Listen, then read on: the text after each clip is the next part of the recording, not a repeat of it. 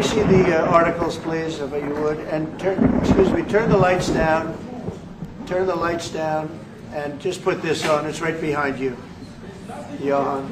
Ça, c'est ce qui s'appelle un piège. Et la cible de Donald Trump à ce moment-là, c'est le président sud-africain. Quelques minutes plus tôt, ce mercredi, Cyril Ramaphosa est accueilli sur le perron de la Maison-Blanche par le président américain. L'objectif de sa visite à Washington, raviver les relations diplomatiques glaciales entre les deux pays à cause d'un sujet bien particulier. A lot of people are very concerned with regard to South Africa, and that's really the purpose of the meeting, and we'll see how that turns out.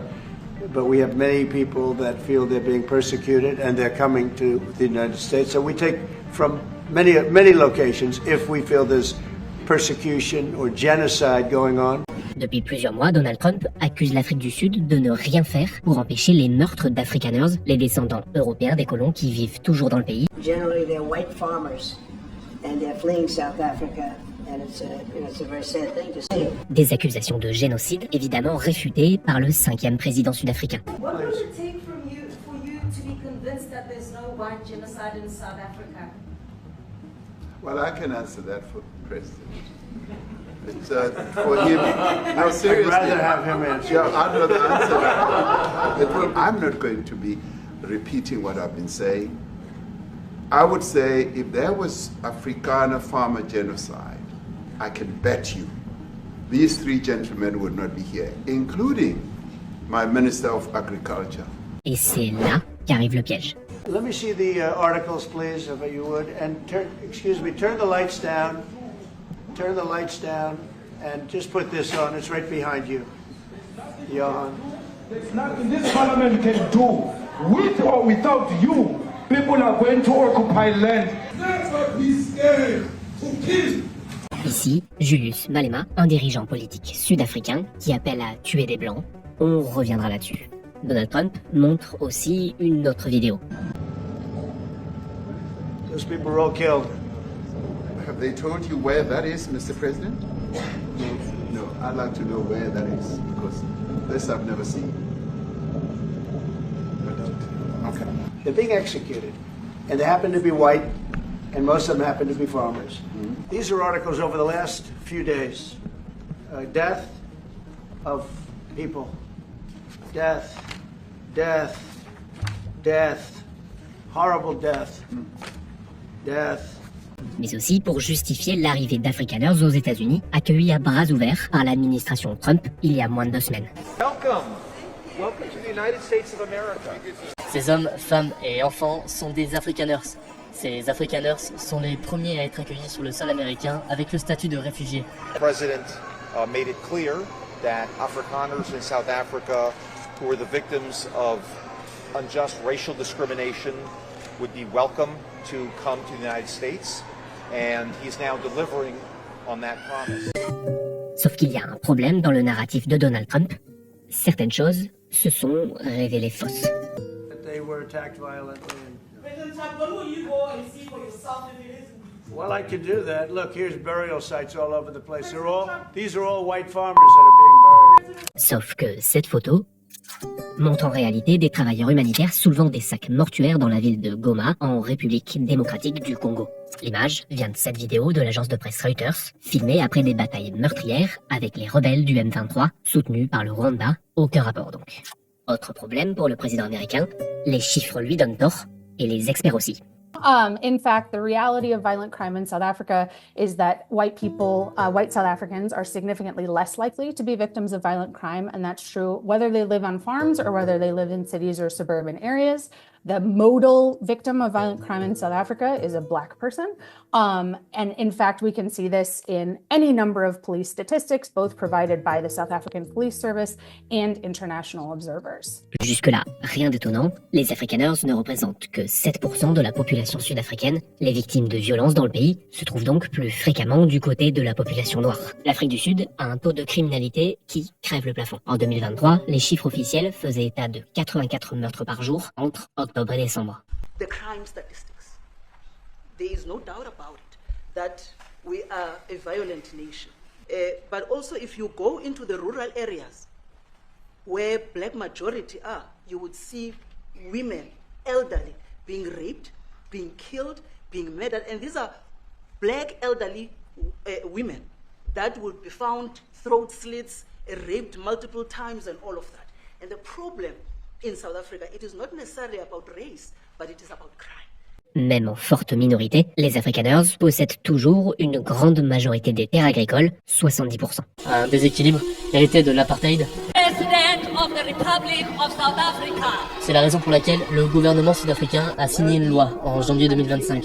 Cette loi permet à son gouvernement de saisir des terres, parfois sans compensation, dans l'intérêt public pour diverses raisons visant entre autres à promouvoir l'inclusivité et l'accès aux ressources naturelles. On peut ajouter à ça un autre phénomène, on vous en parlait déjà il y a quelques jours sur la chaîne YouTube du Parisien. Il y a cette vidéo datant de 2023.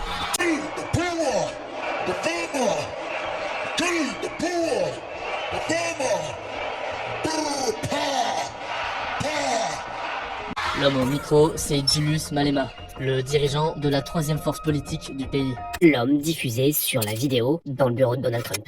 Ses paroles sont celles d'un chant de guerre anti-apartheid appelant au meurtre du fermier ou du boer. Le terme boer signifie paysan et désigne généralement les descendants des premiers colons blancs d'Afrique du Sud. La Maison-Blanche a même mis sur sa chaîne YouTube l'intégralité de ce qui a été diffusé pendant la rencontre ce mercredi. There's nothing you can do, there's nothing this parliament can do. With or without you, people are going to occupy land.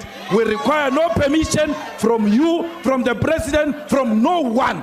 A revolution demands that at some point there must be killing. Go after a white man. They feel a terrible pain. We have not called for the killing of white people, at least for now. I can't guarantee the future.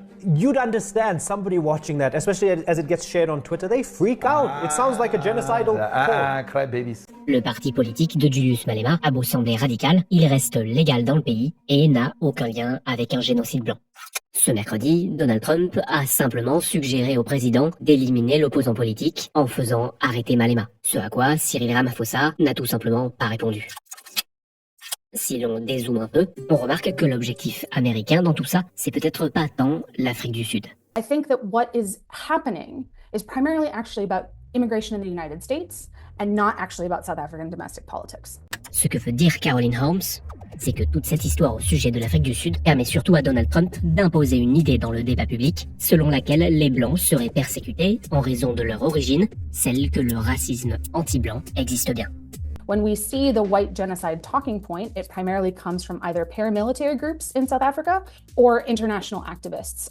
Most famously, probably, and most publicly, Elon Musk has been a major proponent of this, and we saw this in not only his own personal statements, but allegations that he manipulated the Grok algorithm to sort of foreground this narrative of white genocide, but it is not actually something that people in South Africa take seriously at all. Parce que parler de génocide, c'est parler de la destruction souvent massive d'un groupe ciblé. Ici, l'Afrique du Sud tente surtout de se débarrasser des inégalités profondément ancrées depuis l'apartheid. On le rappelle, le racisme anti-blanc n'est toujours pas une réalité, les blancs n'étant pas considérés comme inférieurs à d'autres ou persécutés pour cette raison. Aux États-Unis, en revanche, l'idée semble faire son chemin, de gré ou de force. Selon le New York Times, le président se placerait actuellement comme le protecteur des Blancs persécutés. Dans son pays, il a lancé depuis quelques semaines une chasse aux sorcières. Mi-mai, l'administration Trump a déclaré qu'elle ouvrirait prochainement une enquête sur les droits civils de la ville de Chicago pour déterminer si son maire, qui est noir, s'est livré à un schéma de discrimination en embauchant un certain nombre de noirs à des postes de direction. Les potentielles enquêtes portant sur des faits de violence policière à l'encontre des noirs sont aussi progressivement abandonné. 5 ans après les manifestations massives du mouvement Black Lives Matter, qui avait chahuté son premier mandat, l'objectif de Donald Trump est clair, victimiser les Blancs qui seraient en danger face à un racisme mondialisé. Laura Pouget, vous nous parlez aujourd'hui de la visite très controversée d'une ministre américaine dans une prison du Salvador.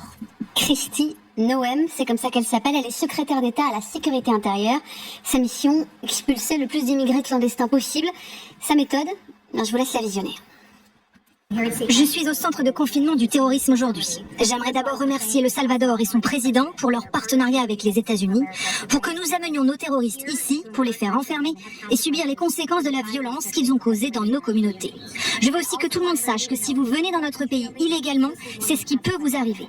D'abord, ne venez pas dans notre pays illégalement, vous serez renvoyés et vous serez jugés. Cette infrastructure fait partie des outils mis à notre disposition. Si vous commettez des crimes contre le peuple américain, nous l'utiliserons. Avec les prisonniers derrière. Le message est clair, hein, Laura? Cette vidéo, Kristi Noem l'a tournée pendant sa visite de la prison de Tecoluca au Salvador et elle a été très soigneusement mise en scène. Vous allez voir. Au début, on va voir une vidéo s'afficher. Au début, quand elle s'approche de la première grille, il n'y a pas beaucoup de prisonniers derrière, vous voyez, et on les voit ensuite arriver. Certainement sur ordre, évidemment. Elle poursuit sa visite. Sur son passage devant les caméras américaines, certains détenus sont placés face contre le mur. Quand elle s'arrête finalement devant une des grilles, ils sont cette fois bien présents, comme si ils étaient rangés face à elle. Elle tourne enfin sa vidéo devant eux, entourée d'un certain nombre de ses accompagnateurs. Tout est fait en effet, tout est étudié pour faire peur. Et Laura, la prison n'a pas été choisie au hasard. Je vous l'ai dit, c'est la prison de Tecoluca au Salvador. Elle est aussi connue sous le nom de centre de confinement du terrorisme et présentée par les autorités comme la plus grande prison d'Amérique. Inaugurée en 2023, elle est récente. Elle compte 8 bâtiments de 32 cellules chacun. Ces cellules, que vous revoyez ici, font environ 100 mètres carrés. Mais elles abritent entre 60 et 80 détenus pour 2 lavabos, 2 toilettes seulement. Les couchettes en métal sont sans matelas, la lumière est allumée en permanence, les hommes ne sont autorisés à sortir que 30 minutes par jour. Des conditions de détention qui ne sont pas du tout cachées, puisqu'avant même la visite de la ministre, une équipe de CNN avait été autorisée à visiter les lieux fin 2024. En fait, cette prison fait partie du plan du gouvernement contre la criminalité et les gangs qui sévissent dans le pays. Elle est censée accueillir les membres des Maras, les bandes criminelles les plus dangereuses du Salvador. Et désormais, elle fait aussi partie du plan américain? Partie intégrante, puisque le 16 mars dernier sont arrivés à Tecoluca 261 prisonniers expulsés des États-Unis et soupçonnés pour la plupart d'appartenir à un gang vénézuélien. Là aussi, vous allez le voir, la mise en scène était totale. Les images vont peut-être arriver, on les a, de ces clandestins qui arrivent des États-Unis. Voilà, la mise en scène était totale, tout filmé, tout diffusé, leur descente d'avion entravée, tête vers le bas, leur arrivée ensuite entre les murs du centre, toujours tête vers le bas. Ensuite, vous allez voir leur rasage forcé, puis leur entrée en cellule. Spectaculaire, ces hommes ont été envoyés à Tecoluca dans le cadre d'un accord passé entre l'administration Trump et le gouvernement du Salvador qui prévoit le versement de 6 millions de dollars au pays. La justice américaine a bien interdit leur expulsion in extremis, mais les avions étaient déjà en route et le pouvoir ne leur a pas ordonné de faire demi-tour. C'est un message au monde que l'Amérique n'est plus un refuge sûr pour les criminels violents, a déclaré Kristi Noem, la fameuse secrétaire à la sécurité intérieure. C'est le nouveau projet anti-immigration polémique de l'administration Trump. Alligator Alcatraz, we're ready to go. Et son nom n'est pas une métaphore, c'est même une promesse. En référence au pénitencier mythique de l'île d'Alcatraz, il s'agit littéralement d'une prison entourée d'alligators. People get out, there's not much waiting for them other than alligators and pythons. Nowhere to go, nowhere to hide. C'est là, en Floride, donc à environ 1 heure à l'ouest de Miami, qu'un centre de détention pour migrants va être construit d'après des annonces faites cette semaine, après des mois de préparation en secret. En juillet, déjà, 5000 migrants pourraient y être placés en attendant d'être expulsés dans des tentes et sous une chaleur qui dépasse régulièrement les 37 degrés. This is an old, virtually abandoned airport facility right in the middle of the Everglades. Le parc naturel des Everglades, c'est une immense zone marécageuse où vivent des espèces par milliers, y compris des prédateurs. Et celui qui a eu l'idée de construire l'alligator Alcatraz dans cette réserve au sein des Everglades, c'est lui. Attorney General James Huffmeyer here. Ce visage prometteur du camp républicain a rapidement été soutenu par Ron DeSantis, gouverneur républicain de Floride, qui mène une politique très à droite. The board has been leading on immigration enforcement, supporting the Trump administration and ICE's efforts to detain and deport criminal aliens. L'État fédéral participe très largement au financement du projet. Et pour cause, l'idée de James Huffmeyer s'inscrit directement dans la lutte contre l'immigration opérée par Donald Trump depuis le début de son mandat. Un objectif de 3000 interpellations par jour a été fixé au personnel de l'ICE, la police fédérale de l'immigration, qui s'attaque désormais aussi aux travailleurs et aux étudiants afin de remplir les quotas. Bref, côté républicain, les idées pullulent dans cette optique. Beaucoup sont maintenant prêts aux idées les plus folles afin d'être bien vus de Donald Trump et ainsi recevoir un soutien ou un poste en retour. Face aux opposants qui dénoncent déjà un traitement inhumain des migrants, le camp républicain fait, lui, entrer l'alligator Alcatraz dans sa pop culture. Des t-shirts et autres produits dérivés ont déjà été mis en vente, floqués du logo du site, quand des internautes génèrent des contenus par intelligence artificielle autour du projet.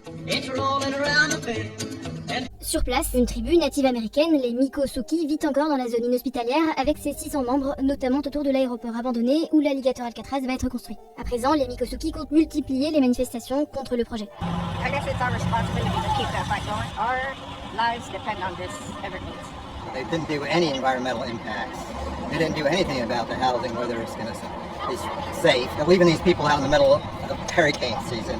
This is just absolutely ridiculous. Les militants environnementaux mettent de leur côté en avant que la construction de cet Alcatraz des Everglades viendrait menacer des espèces protégées comme la panthère de Floride. Le projet compromettrait également des investissements de plusieurs milliards de dollars pour restaurer des zones humides. I have hope that it can be stopped, that someone somewhere has some kind of common sense and humanity. Ce vendredi, soit quelques jours à peine après l'annonce de la construction de cette prison, une plainte a été déposée par le Centre pour la diversité biologique et les Amis des Everglades au motif qu'aucune étude environnementale requise n'a été menée.